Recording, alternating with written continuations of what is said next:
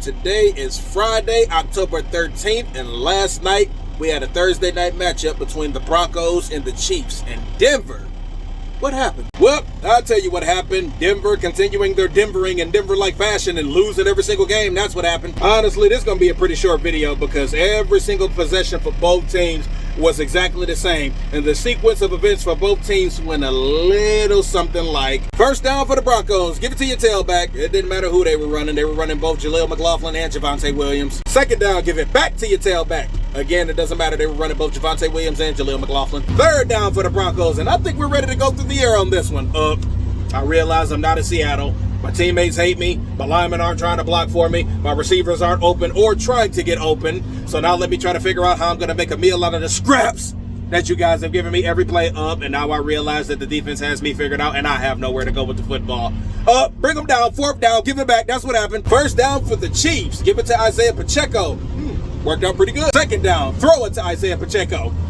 Worked out pretty good. Third down. Nobody open. And quick. Give it to Kelsey. First down. Quick, cut to Taylor Swift. How does she feel about this? Astonishing. That worked out pretty good for everybody? All right. Do it again. First down. Give it to Pacheco. Good. Second down. Throw it to Pacheco. Great. Third down and quick. Throw it to Kelsey. First down. Good. Quick. Cut to Taylor Swift. How does she feel about this? Man is there, and at a certain point, how do you stop? Worked out good for everybody?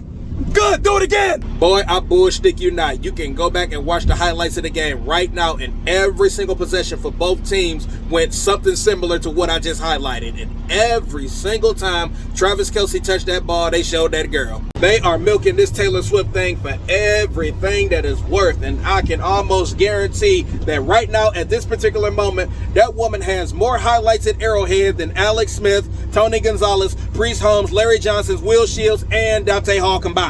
Hyperbole, of course, but you get my drift. Sprinkle in a fumble here, a couple interceptions there, a field goal here, a couple touchdowns there, including an extremely late game touchdown for the Broncos to Cortland Sutton, and you have yourself a 19-8 victory for the Chiefs, which literally everybody who watches NFL football saw coming. Now, I'm not one of these guys to be like, oh, well, the NFL is scripted, oh, it's all rigged. I really don't care about any of that, and I don't get into any of that. But when the Chiefs play, there are just certain things that stand out that just don't make sense to me. The biggest thing that stands out to me is how some of these teams attempt to guard against Kelsey. Now, anyone who watches Chiefs football will tell you that that offense is primarily powered by the Mahomes-Kelsey dynamic. If you disagree with that observation, I have two pieces of evidence that might serve to change your mind. Go back to week 1 and look at the game against Detroit, which right now is their only loss this season because Kelsey was out with a knee injury and the rest of their receivers couldn't catch pneumonia in a swimming pool in 30-degree weather. The second piece of evidence was in this game, where they'd come out in that bogus cover 2 package. They'd get Kelsey on third down. The camera would switch over to Taylor Swift. Oh, that's my boyfriend. Oh, then they'd go right back to the red zone and they'd come out and cover 1. They put Pat Certain over top to help the linebacker. I don't know who it was. I believe it was Alex Singleton. Don't quote me. But whenever they did that in the red zone, Travis Kelce did not score. Then they come back and do the same thing, come right back out in cover 2, get Kelsey on third down, go back to the red zone, go back to cover 1. He would not score. What the Terry Funk, man? Now, the way that I think could be the fact that I've never been an NFL defensive coordinator, and that's perfectly fine, but I would think that if you're using something that's helping to slow down the best player on the opposing side, why would you not continue to use that other than to go right back to the same thing that they've been eating you up with all night? That could just be me. I don't know, but it just seems weird to me. The other thing that really sticks out to me when the Chiefs play is how the refs call the game and they officiate. They don't let a single thing slide when it's against the Chiefs. Put a finger on a receiver during coverage. Pass interference, defense. Beat one of their defensive linemen or linebackers at the line of scrimmage.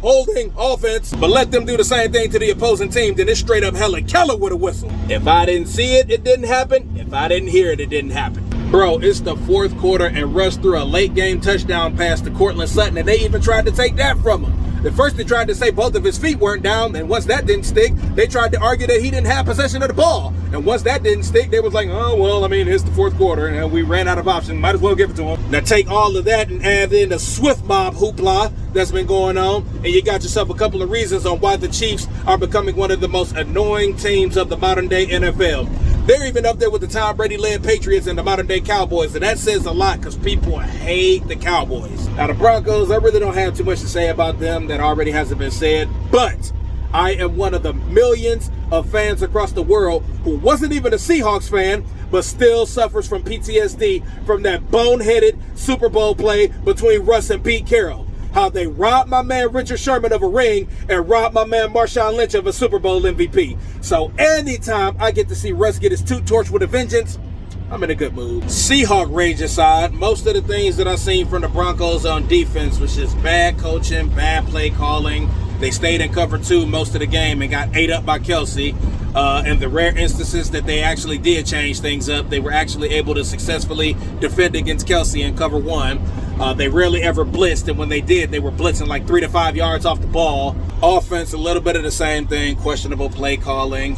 Russ can't get the ball out to his receivers quick enough because as soon as the ball is snapped, he's running for his life because his pocket collapsed. But I don't know if that's a skill issue or if that's just a locker room issue, and the team is just not gelling with him, so they just let them get killed. I doubt that. I'm just joking. I'm pretty sure that's not what's happening.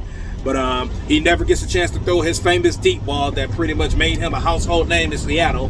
Russ had a really good deep ball, and he just doesn't get a chance to throw it. I think he threw it once in this game, and the guy ended up catching it like 30, 40 yards downfield, and nothing ended up coming from the drive. So, we'll see what happens. It's definitely going to be interesting to see how they, correct all of these issues. Sean Payton seems like he's just completely disconnected, like he doesn't care. He's nothing like the Sean Payton that was in New Orleans with Drew Brees. He seems like he's like, hey, man, I got my money. We'll figure this thing out week to week, and we'll just see what happens, whatever. So, all of that said, congratulations, Chiefs. You guys fought hard. You guys got the victory, and I think we'll end this one right there. Tomorrow is Saturday, so we got college football, and my college football days are reserved for Colorado and Ohio State, so I'll probably be making videos for both of those. And we got the Browns playing this Sunday. We got the 49ers. We're probably going to get killed, but I'm still going to make a video for it. So, yeah, like I said, I think we'll end that one right there, and until next time.